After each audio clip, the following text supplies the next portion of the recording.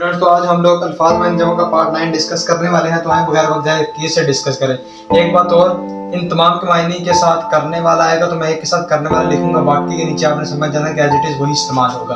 पहला हमारे पास खादिम, तो इसका जो मायने वो है खिदमत करने वाला, तो इसका जो जमा होगा वो होगा खुदाम।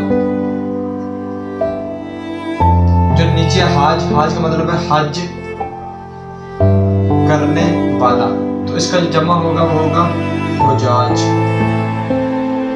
नेक्स्ट हमारे पास हाफिज, हाफिज का मतलब होता है हिफज करने वाला, तो इसका क्या होगा हमारे पास